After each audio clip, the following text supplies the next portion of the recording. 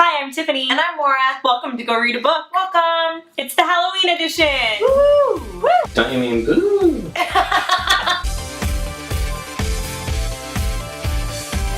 A Monster Calls is by Patrick Ness, and it is based on a concept by Siobhan Dowd.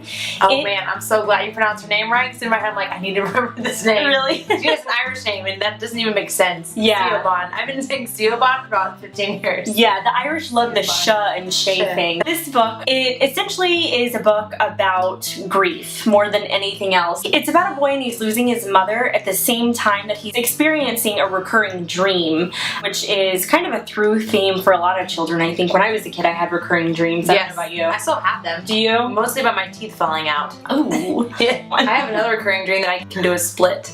I have it now, like some days. Like I have it at least like twice a year, and I'm like, I can do a split, but I can't. I feel like we can make that dream come true. I feel like we can work on that. So Connor is experiencing just too much for a kid his age, and that's the gist of it. And it is in many ways a fairy tale. That's how I saw it. Was as a fairy tale. Did you like it? Yes, I liked it. Because it was low-level fantasy. It was. And it was like our second fantasy book in a row.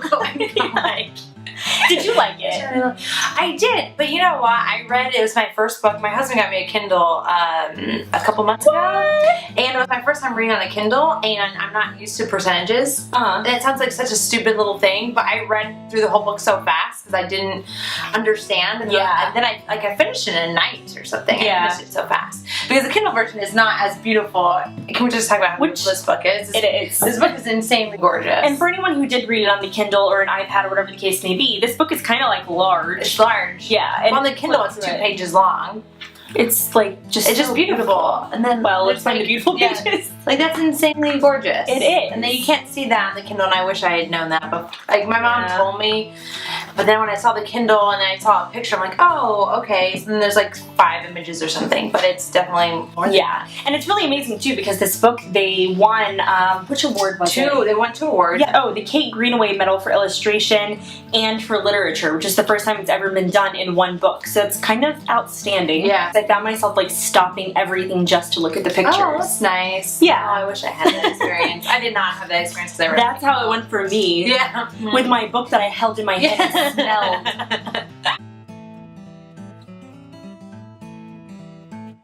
And then the parables, I was like, oh no, this again. I know, I felt like we were liars. We were liars. I know we always come back to be like, oh, we always like pin everything against we were liars. But the parables I actually loved, and I found myself wanting to get to those stories more than anything. Yeah. Because they were so well told. It was like such a life lesson. I liked it too, especially because like you were saying, you were excited to get to the parts that had the stories from the yew tree. I was excited about that too because they built anticipation by telling you they're coming. Whereas in like We Were Liars, for instance, completely different. It just happened. Oh, that's true. And I'm like, oh crap, this again. Yeah. Instead of like, oh yay, this again.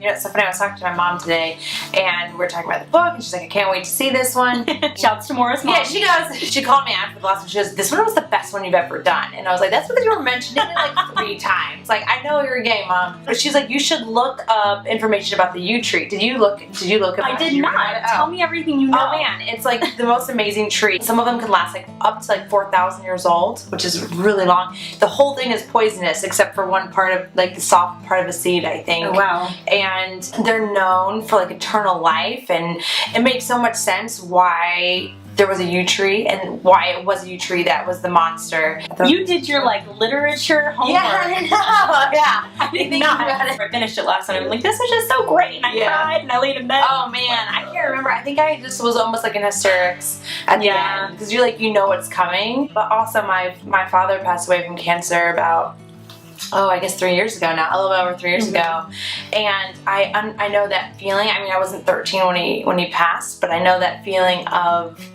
feeling guilty for wanting a person to go because you don't want them to be in pain, and you almost want to get that pain over with so you can you can move on and you can start a healing process. Right. I thought about that when I was reading it. I thought about you. Oh, really? Oh. Yeah.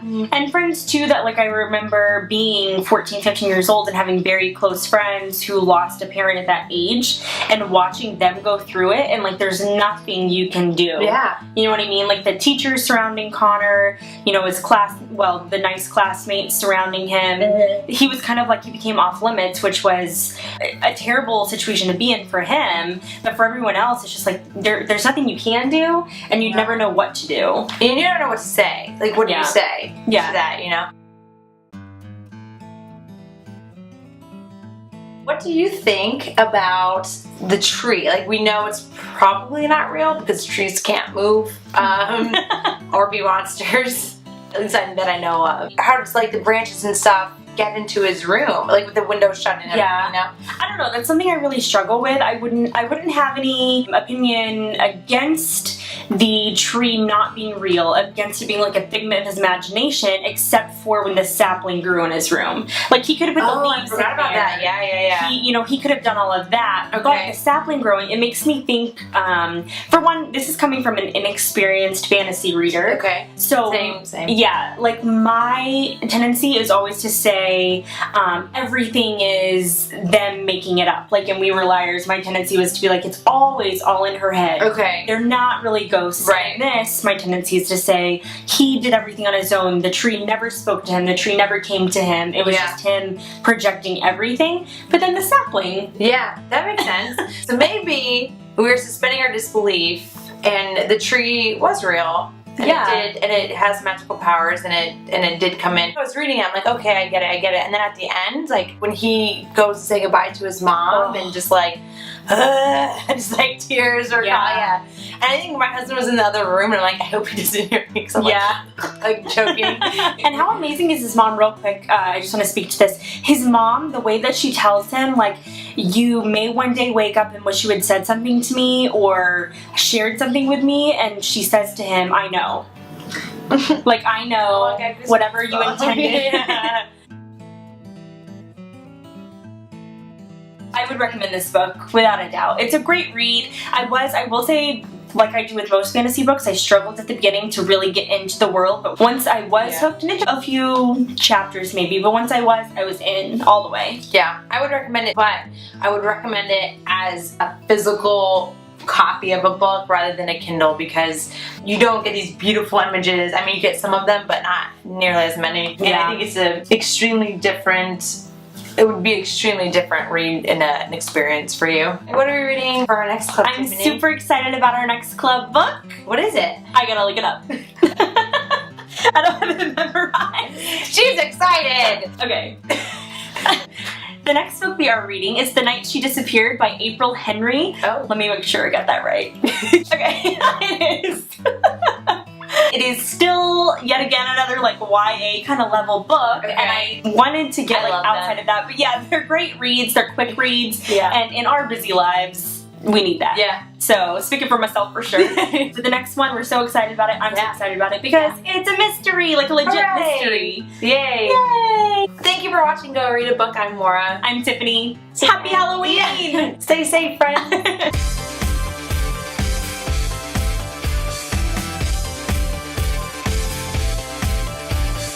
P.S. Mom, this was not a Halloween book. Let's just throw that out there. But the word monster was in it.